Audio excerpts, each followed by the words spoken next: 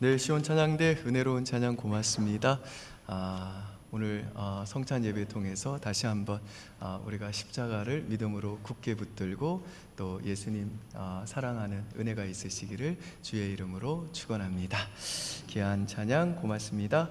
우리 보니까 찬양대도 이렇게 마스크를 벗고 또 보니까 중간중간마다 우리 성도님들도 마스크를 벗은 분들이 꽤 계시네요. 지난번에 저희 교회 오셨던 그 강사 목사님이 그러셨어요. 마스크를 착용한 상태에서 여기서부터 여기까지 못생기기는 어렵다 그러셨는데 여러분들은 마스크를 벗으셔도 다 잘생기셨네요. 예, 우리 서로 양옆에 있는 분들 마스크를 착용하시던 안 하셨던 이렇게 서로 한번 인사하겠습니다. 잘생기셨네요.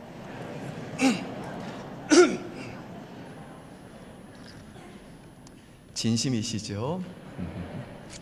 네, 광고에서 들으신 것처럼 내일부터 이제 저희가 늘 해왔던 금식을 고난주간 동안에 할 겁니다.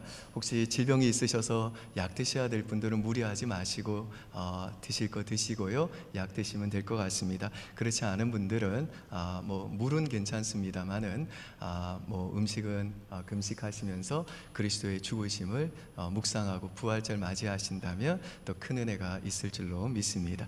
그리고 고난주간 연속 기도에 참여하시는 분들은 댁에서 기도하시는 것이 아니라 교회에 정해진 장소가 있습니다. 시간에 그때 교회로 오셔서 기도해 주시면 좋겠습니다. 그리고 저희가 부활절마다 여러분이 드리신 부활절 헌금 중 1,000만 원은 늘 흘려 보냈었는데요.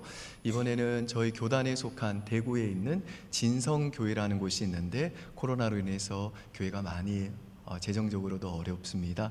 근데 이제 너무 차량이 오래되다 보니까 그 차를 타고 왔다 갔다 하시는 우리 성도님들이 굉장히 좀 위험하다고 그럽니다. 그래서 저희가 그 소식을 듣고 이번 여러분이 드리신 헌금 중 부활절 헌금 중 1,000만 원을 그 차량 구입비에 조금이라도 보탬이 됐으면 해서 그쪽으로 흘려 보내기로 당에 우리 장로님들이 결정해 주셨습니다. 그렇게 하시고 또 그렇게 또 기쁜 마음으로 동참해 주시면 감사하겠습니다. 이 시간에는 은혜의 수단인 성찬에 대해서 생각해 보고자 합니다. 오늘 본문에 보니까요, 이 사도 바울이 예수께서 십자가에 달려 죽으시기 전날 밤에 제정하신 이 성찬식을 언급하면서 떡과 잔이라고 하는 표현을 반복해서 말합니다. 오늘 본문 23절부터 한번 보시죠. 제가 한번 읽어 보겠습니다. 내가 너희에게 전한 것은 주께 받은 것이니 곧 주 예수께서 잡히시던 밤에 떡을 가지사 축사하시고 떼어 이르시되 이것은 너희를 위하는 내 몸이니 이것을 행하여 나를 기념하라 하시고 식후에 또한 그와 같이 잔을 가지시고 이르시되 이 잔은 내 피로 세운 새 언약이니 이것을 행하여 마실 때마다 나를 기념하라 하셨으니 너희가 이 떡을 먹으며 이 잔을 마실 때마다 주의 죽으심을 그가 오실 때까지 전하는 것이니라. 아멘. 우리는 이 성찬식 때 카스테라 빵을 사용하죠. 그 빵을 오늘 본문에서는 떡이라고 표현을 하는 겁니다.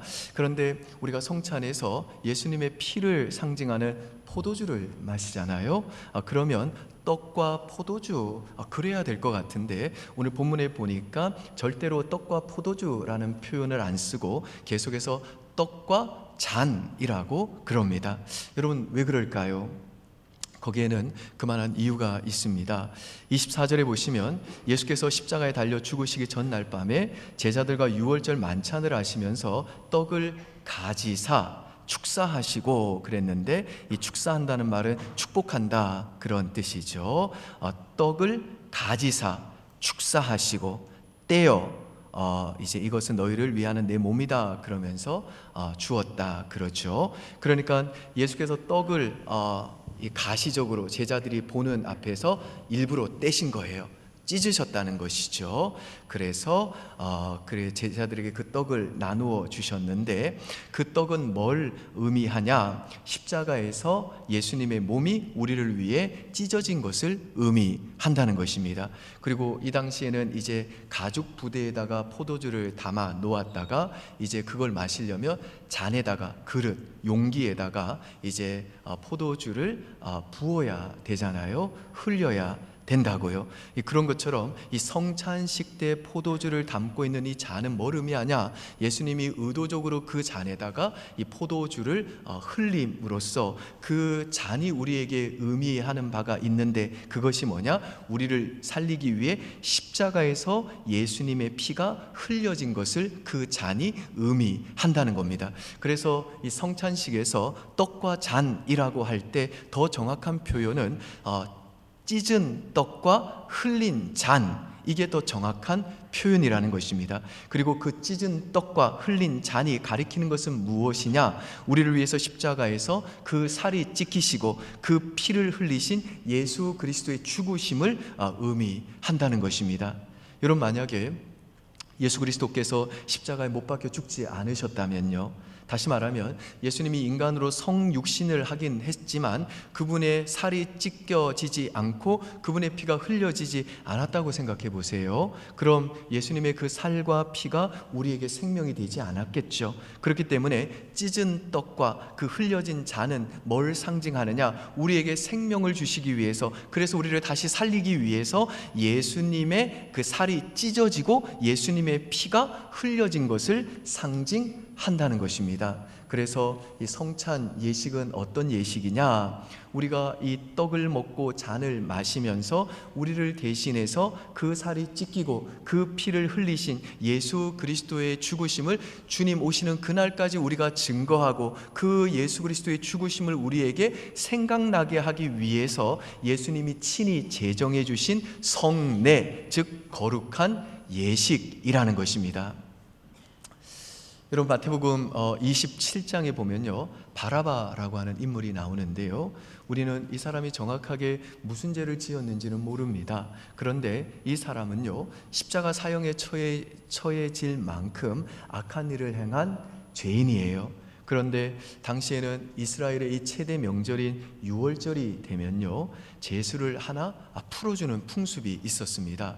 그래서 예수님이 십자가에 못 박히시기 전날 밤에 이제 빌라도 총독 앞에 서서 재판을 받을 때에 이 빌라도 총독은 예수님이 죄 없다는 걸 알았어요. 게다가 그 전날 밤에 무슨 일이 있었냐? 이 빌라도의 부인이 꿈을 꿨는데 예수님 때문에 그 꿈에서 굉장히 어떤 괴로움을 좀 당했던가 봐요. 그래서 이상하다 싶어가지고 빌라도 총독 그 남편한테 당신 오늘 재판할 예수에 대해서 함부로 정죄하지 말아라 그랬다고요. 그래서 이 빌라도 총독이 이스라엘 백성을 향해서 내가 누구를 놓아주랴 그랬더니 이 이스라엘 백성들이 바라바요, 바라바요 라고 외쳤습니다. 그러니까 빌라도 총독이 아니, 내가 보니까 이 예수라는 사람은 죄도 없는 것 같은데 그럼 이 예수를 내가 어떻게 하기를 원하느냐? 그러니까 또 이스라엘 백성이 이번에는 십자가에 못 박으소서, 십자가에 못 박으소서 그러는 거예요. 그래서 빌라도가 이제 자기 손을 그 물에 씻으면서 나는 이 일에 책임이 없다, 나는 죄가 없다 그러면서 예수님을 채찍질하고 십자가에 못 박히도록 넘겨줍니다. 그런데 이때 예수님과 빌라도와 이 이스라엘 백성들이 있던 곳은 어디냐? 그 빌라도 총독의 관저가 있던 이 총독 관저의 그 뜰이었고요. 그 총독 관저로부터 약 460m 떨어진 안토니오 요새라는 곳에 이 바라바가 갇혀 있었습니다. 그러니까 뭐 거리가 460m 정도 되니까 바라바와 이 빌라도 총독과 이스라엘 백성 간의 이 대화를 바라바가 이 빌라도 총독과 이스라엘 백성의 이 대화를 다 정확하게 들을 수는 없었겠죠. 그런데 이 빌라도가 이스라엘 백성들에게 내가 예수를 놓아주랴 바라바를 놓아주랴, 이 말은 바라바가 못 들었어도 그 이스라엘 백성이 바라바요, 바라바요 라고 외치는 그 소리는 이 바라바한테 들렸을 거라고요. 그렇죠. 그래서 바라바 입장에서 아니 왜 내 이름을 외치는 거야? 분명히 그랬을 거라고요. 그리고 이제 빌라도가 이스라엘 백성한테 그럼 내가 이 예수라는 자는 어떻게 하랴? 라고 하는 이 말은 바라바한테 안 들렸겠지만 이스라엘 백성이 그를 십자가에 못 박으소서, 십자가에 그를 못 박으소서 라고 외치는 이 말은 바라바한테 들렸을 거라고요. 여러분, 이때 바라바가 이 이야기를 듣고 어떤 마음이 들었을까요? 켄트 휴즈라고 하는 이 신학자는요, 이때 이 바라바의 심리 상태를 이렇게 설명해 줍니다. 바라바의 표정은 굳어지고 사색이 되었을 것이다. 아마도 못에 박혀서 끔찍한 고통을 당할 자신의 손바닥을 쳐다보며 공포에 질렸을 것이다. 그리고 그는 십자가를 쳐다본다. 그는 이미 끝도 없이 고통이 가해질 십자가의 고통을 알고 있다. 그리고 옥문이 열리는 소리가 들린다. 그것은 바라바의 공포가 극에 달하는 순간이다. 여러분 한번 생각해 보시죠. 이제 로마 군병들이 바라바한테 와가지고 옥문을 열어요. 그럼 바라바가 무슨 생각이 들었겠어요? 아, 이제 내가 죽겠구나. 그리고 그것도 이 세상에서 가장 잔인한 방법으로 죽겠구나 그랬겠죠. 켄트 휴즈의 말을 계속 들어보세요. 그런데 바라바가 그렇게 생각하는 순간 갑자기 쇠사슬이 풀린다. 그리고 군병이 넌 이제 자유롭게 가도 좋다라고 말한다. 바라바는 어리둥절한 상황에서 밖으로 나온다. 그리고 서서히 진실이 드러난다. 예수 그리스도께서 그를 대신하여 죽으신 것이다. 여러분 흥미로운 것은요, 바라바의 원래 이름이 뭔지 아시나요? 예수 바라바예요. 가장 오래된 사본에는 전부 다 예수 바라바라고 써 있었습니다. 근데 이제 그 이후에 필사자들이 이 바라바, 이 흉악한 죄인을 예수님과 동일한 이름을 가진 분으로, 사람으로 표현하기가 좀 꺼려져서 바라바라고만 그렇게 필사를 한 거예요. 그런데 여러분, 이 바라바가 무슨 뜻인 줄 아시나요? 아버지의 아들이라는 뜻입니다. 근데 여기 또 다른 한 남자가 있습니다. 이름은 예수고요. 그는 영원한 하나님 아버지의 아들이세요. 예수 바라바는요, 마땅히 십자가형을 받아 죽었어야 하는 죄인이 맞습니다. 근데 예수 바라바는 죽지 않았어요. 왜 그렇죠? 똑같은 이름을 가진 예수 그리스도께서 이 예수 바라바를 대신해서 죽으셨기 때문입니다. 사실 이 바라바는요, 모든 그 아버지의 아들들, 모든 인간들을 가리켜요. 아담을 아버지로 둔 모든 그 아담의 자손들, 인간들을 가리킨다고요. 바라바는 저와 여러분들과 같은 모든 죄인을 가리킵니다. 바라바는 비난받아 마땅한 죄인입니다.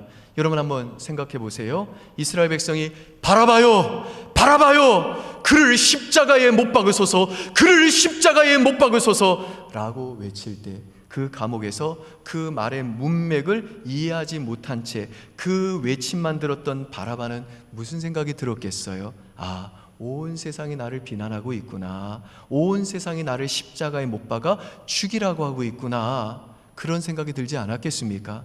여러분, 저와 여러분도요, 한번 지금껏 우리가 살면서 지은 모든 행동과 말과 생각이 다 드러난다면요, 바라바와 같은 마음이 들지 않겠습니까? 솔직히 우리 인생도 정말 결국에는 비난으로 끝날 만한 죄악들로 가득 차 있잖아요. 그러나 여러분, 전혀 비난받을 것이 없던 예수님께서 전혀 정죄와 욕을 당하실 이유가 없는 예수님이 제가 지난주에 설교해 드린 것처럼 우리와 자신을 동일시하사 저와 여러분을 위해 우리가 받아야 될 그 비난을 대신 받으셨습니다. 그리고 저와 여러분 대신 우리가 받아야 될 그 사람들의 정죄와 비난과 조롱과 웃음거리가 되셨습니다. 근데 여러분, 진짜 비난 중에서 제일 무시무시한 두려운 비난이 뭔지 아시나요? 사람의 비난이 아닙니다. 하나님의 비난입니다. 하나님께서 마지막 날 저와 여러분을 비난하시고 정죄하신다고 한번 생각해 보세요. 사람들은요, 우리 속을 모르잖아요. 그렇지만 하나님은 완전하게 아십니다. 그러나 그리스도께서 저와 여러분을 대신해서 저와 여러분과 자신을 동일시하셔서 우리가 있어야 될 그 자리에 그분이 있으심으로 십자가에서 그 살이 찢기시고 또 그 피를 흘리심으로 하나님의 그 영원한 비난을 우리 대신 당하셨다는 겁니다. 저와 여러분들과 같은 우리 바라바들을 위해서 예수님이 우리가 있어야 될 그 십자가 자리에서 우리 대신 하나님의 그 진노와 저주를 우리를 대신하여 우리를 위해서 온몸으로 받아내셨다는 것입니다. 여러분, 우리가 이 성찬식에 어떤 마음으로 참여해야 되냐면요, 이 떡과 잔을 마실 때에 정말 내 죄악이 예수님이 십자가에서 피 흘려 죽으실 만큼, 하나님께서 정말 내 대신 그 친아들을 죽이실 만큼 내가 그렇게 죄인인 바라바인데 그 바라바인 나를 대신해서 십자가에서 그 살이 찢기고 그 피를 흘리신 예수 그리스도의 죽으심을 깊이 깊이 생각하면서 참여해야 된다는 것입니다. 그리고 우리가 이렇게 이 떡과 잔에 담겨 있는 그 의미를 깊이 생각하면서 이 성찬에 참여할 때 하나님께서는 우리에게 특별한 은혜를 주시는데, 그래서 이 성찬을 우리는 은혜의 수단이라고 부르는데, 이 성찬에 참여할 때 하나님이 우리에게 주시는 그 특별한 은혜가 뭔지 누가복음 24장 30절과 31절 보시죠. 시작.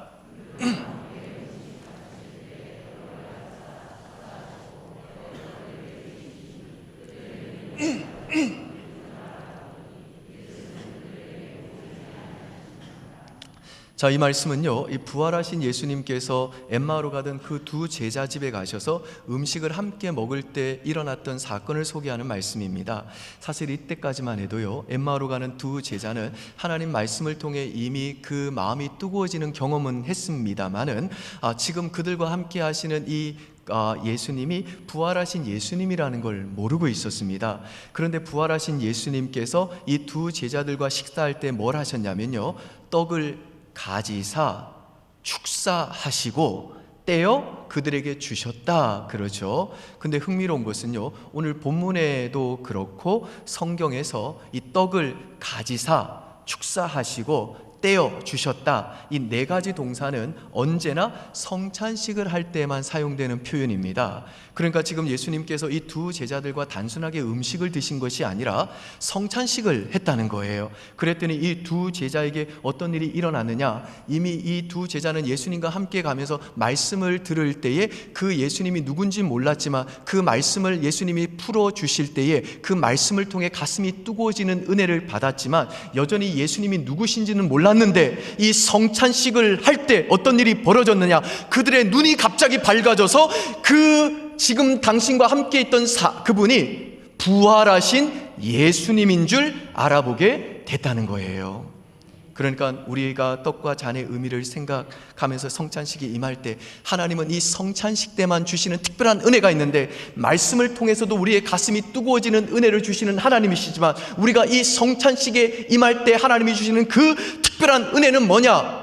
성령께서 그 성찬에 임재하심으로 하나님께서는 그 성령의 능력으로 우리의 그 영적인 눈을 열어주셔서 그 떡과 잔이 가리키는 실체가 되시는 그 성찬식 중에 진짜로 임재해 계시는 예수 그리스도의 영광을 우리들이 믿음으로 보고 느끼고 맛보고 즐거워하셔서 우리의 믿음이 다시 새로워지게 하시며 우리의 지친 영혼이 힘을 얻어 다시 일어나게 하시는 특별한 은혜를 이 성찬식을 통해 주신다는 것입니다. 믿습니까, 여러분? 예. 이 믿음 가지고 이 성찬에 임해야 된다는 거예요. 이 기대 가지고 성찬에 임해야 된다는 것입니다. 여기 계신 우리 남성분들은 아마 군대에서 흉부를 압박해가지고 뇌에 이 상소를 공급해주는 구급법 한 번쯤은 다 해보셨을 겁니다. 근데 이 구급법 강의 시간에 이제 마네킹 놓고 실습을 하잖아요. 그러면 흉부를 손으로 막 압박을 하고 있는데 갑자기 강사가 질문해요.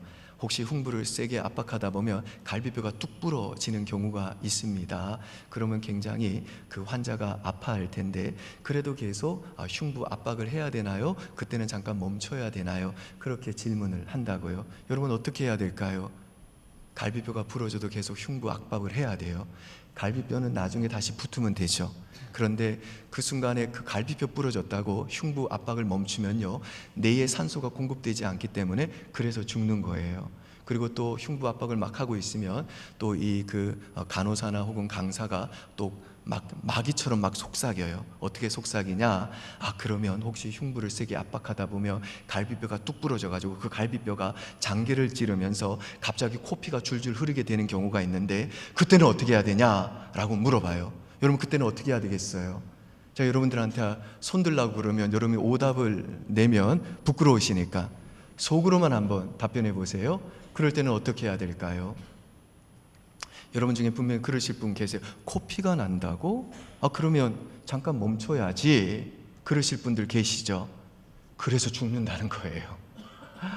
장기는 나중에 다 깨맬 수 있습니다만은 근데 뇌에 산소가 그 순간에 안 들어가면 그래서 죽는다는 거예요. 여러분 피는 중요한 거잖아요. 그래서 피가 난다고? 그러면 아무리 흉부 압박하는 게 중요해도 멈춰야지. 그러면 뇌에 산소를 공급하는 일이 중단되면서 그 뇌에 산소를 공급하는 더 중요한 일을 놓쳐버리게 됨으로써 결국 그 환자는 죽게 된다는 거예요. 여러분, 우리 인생이요, 이렇게 넘어진다는 거예요. 이게 무슨 말이냐? 여러분, 우리 인생을 한번 돌아보면요, 저와 여러분 모두 그 지난날 내 인생의 위기 때마다, 우리의 그 인생의 고비 때마다 내 인생의 흉부 압박하면서 하나님만 의지하면서 그렇게 그 인생의 밑바닥에서 그 인생의 위기에서 벗어나서 오늘 여기까지 왔습니다. 그렇죠? 그리고 계속해서 우리는요, 내 생명의 근원 되시는 그 하나님 의지하면서 그렇게 흉부 압박해 가면서 그렇게 내 인생의 생명을 공급해 주시는 그 하나님만 의지하면서 그렇게 쭉 인생길을 주님 부르실 때까지 가면 되는데, 근데 갑자기 코피가 터지는 거예요. 우리 인생에 중요한 일들이 생긴다고요. 주일에 내 인생의 중요한 사람들, 내 직장 상사나 또 사장님 자녀가 결혼하는 거예요. 주일에 내 인생의 그 중요한 사람들과 골프 치러 가는 일들이 생긴다고요. 그러면 그거 중요한 거잖아요. 제가 지금 그거 중요하지 않다고 얘기하는 게 아니에요. 그거 진짜로 중요한 일이라고요. 지금 코피가 나는 거잖아요. 그러면 그때는 그냥 그 중요한 일 때문에 예배 빼먹고 거기 간다는 것입니다. 우리 고등학생들이나 청년들 같으면 지금 학업의 중요한 시기잖아요. 그래서 내 코에서 피가 나오는데 예배 같은 거는 그냥 이제 온라인 예배 드리고 해도 상관없는 거 아닙니까? 아니, 내가 지금 입시 준비해야 되고 취업 준비해야 되고 결혼이 지금 바로 이 코앞입니다.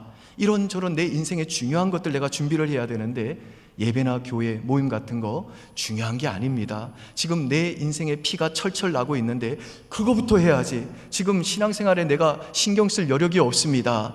이렇게 된다는 거예요. 이전에는 정말 하나님이 내 인생에서 가장 중요한 분이셨습니다.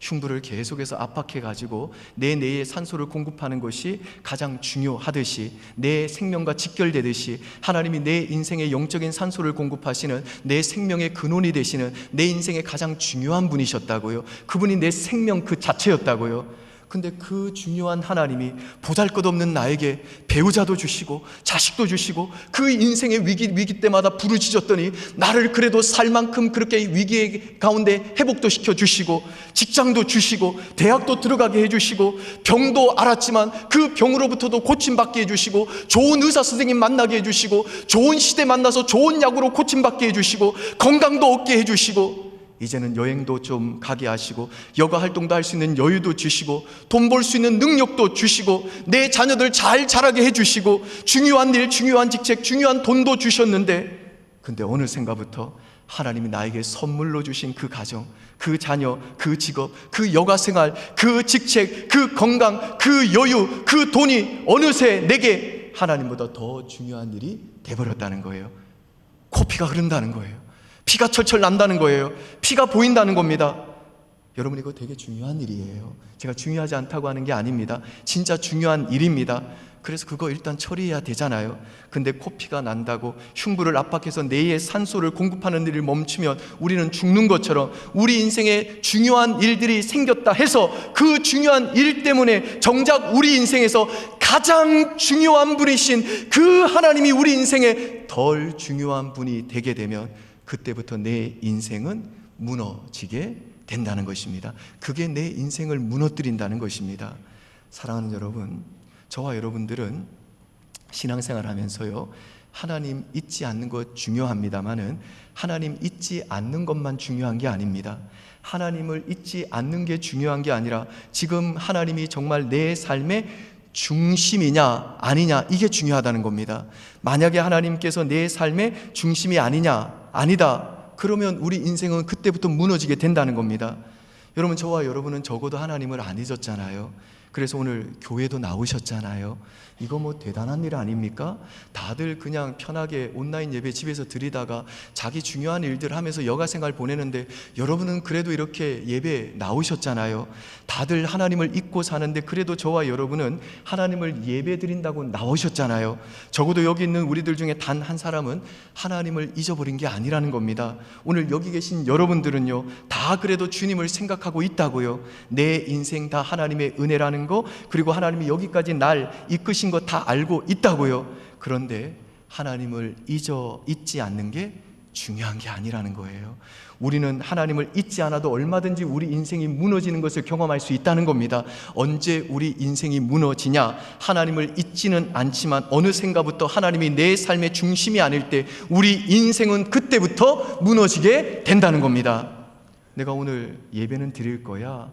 하나님께 예배는 드려준다고. 그런데 이 예배 드리고 나서 다른 일, 그게 잘 되는 게, 내 여가생활 누리는 게 내 인생에 하나님보다 훨씬 더 중요하다. 여기서부터 우리 인생이 무너지게 된다는 겁니다. 내 인생의 중요한 것들이 어느새 내 인생의 가장 중요한 분이신 하나님을 내 중심으로부터 밀어낼 때 내 인생이 무너지기 시작한다는 것입니다. 여러분, 하나님이 아닌 다른 것들이 우리 인생에서 더 중요해지게 되면요, 우리 삶에 나타나는 현상이 있는데 그게 뭐냐? 우리 인생에 내가 성경도 봐요, 교회도 나와요, 예배도 드려요, 기도도 합니다. 그런데 어느 순간부터 하나님의 임재가 사라집니다. 지금 내 인생에 내 자녀, 내 돈, 내 입시, 내 취업 문제, 나의 커리어, 승진, 결혼, 출산 같은 중요한 일들이 내 인생에서 어느새 가장 중요한 분이신 하나님을 밀어내면, 그래서 하나님이 내 인생의 중심이 되지 않고 내가 일하게 되면 어떻게 되냐? 내 삶 속에 그전에 역사하셨던 하나님의 그 생생한 일하심과 세밀하게 날 돌보아 주시는 그 하나님의 임재와 동행하심을 우리는 경험하지 못하게 된다라는 것입니다. 그래서 어느 순간부터는요, 하나님을 섬기고 신앙생활하고 교회에 봉사하는 게 그냥 내가 의무적으로 해야 될 작업, 목록이 되는 것입니다. 그리고 하나님을 섬기는 게 어느 순간부터는 자꾸만 부담으로 다가오고 내 인생의 피가 보이니까, 중요한 일들이 자꾸만 보이니까 나도 모르는 사이에 내 인생에서 그 중요한 일 때문에 가장 중요하신 그 하나님을 밀어내므로 그 하나님으로부터 나도 모르게 점점 멀어지게 된다는 것입니다. 여러분, 근데 그거 아시나요? 내가 내 인생에서 하나님 말고 중요하다고 생각하는 일들은요, 절대로 나를 중요하게 여기지 않는다는 겁니다. 절대로 나를 사랑하지 않는다는 거예요. 예컨대 회사가 여러분을 사랑하나요? 아니죠. 필요 없으면 내치잖아요. 성과를 내서 회사를 만족 못 시키면 나가라고 그러잖아요.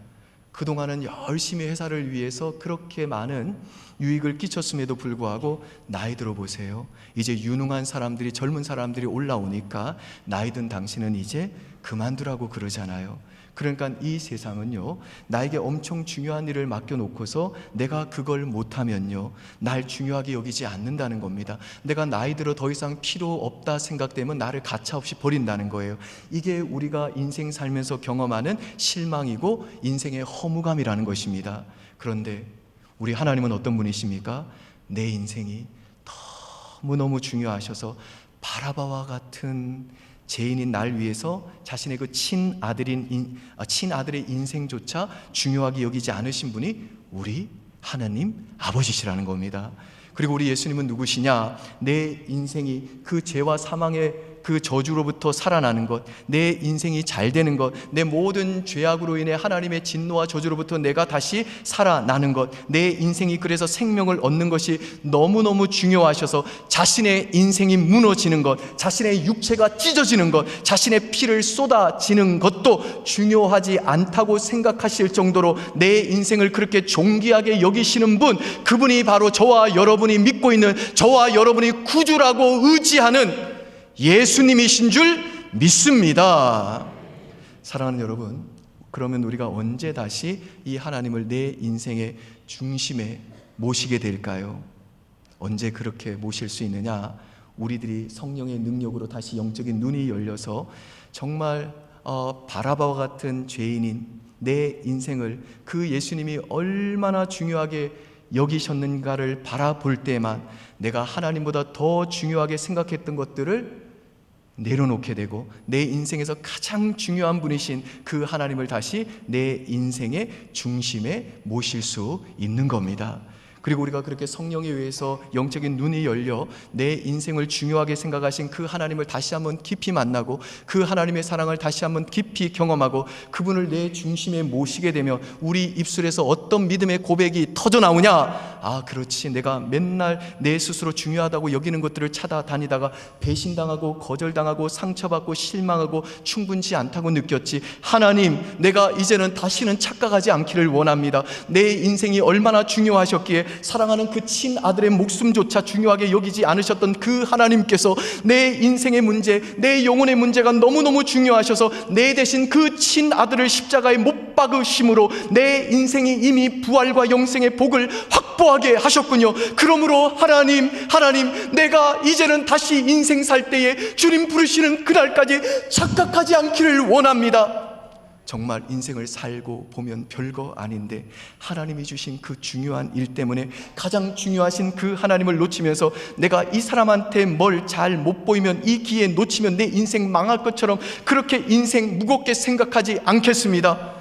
내 인생에 중요한 문제가 아무리 많아지고 누가 이거 안 해주면 헤어질 거라는 둥, 이거 못하면 너 승진 못할 거라는 둥, 이 기회 놓치면 너 인생 여유 누리지 못하는 둥, 또 막차 놓쳐서 다시 내 인생의 미래가 안 열릴 거라는 둥, 어떤 위험과 어떤 무거운 말장난 때문에 내 인생에서 가장 중요한 하나님을 잃어버리는 그 실수를 내가 범하지 않고 내 인생에 중요한 일들이 생긴다고 느껴질 때마다, 내 피가 보일 때마다 내 인생을 가장 귀하게 여기신 예수 그리스도가 날 위해 날 대신에 흘리신 그 피를 생각하면서 내 인생에서 가장 중요하신 그 예수님 내가 놓치지 않고 하나님께 영광 돌리며 살겠습니다. 그 삶을 내가 원합니다 라는 이 믿음의 고백이 우리 심령 속에서부터 터져나오게 된다라는 것입니다.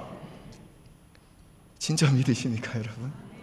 바라기는 그 믿음 가지고 정말 오늘 이 성찬식을 통해 임재하신 성령께서 정말 저와 여러분의 영적인 눈을 열어주사 하나님의 이 사랑 다시 한번 깊이 경험하게 하시고 우리 주 예수 그리스도의 영광을 보게 하심으로 다시 한번 우리의 그 믿음이 새로워지고 우리의 지친 영혼이 힘을 얻고 일어나는, 그래서 장황금제가 말한 이 믿음의 고백이 저와 여러분의 입술에서 터져 나오게 되시기를 주의 이름으로 축원드립니다. 축원합니다. 아멘. 우리 그 믿음의 기대를 가지고 성찬에 이제 곧 임할 텐데요, 먼저 찬송가 151장 1절 부르면서 우리 위원들 나오셔서 성찬 준비해 주시고요, 제가 기도하면 위치로 나가 주시면 감사하겠습니다.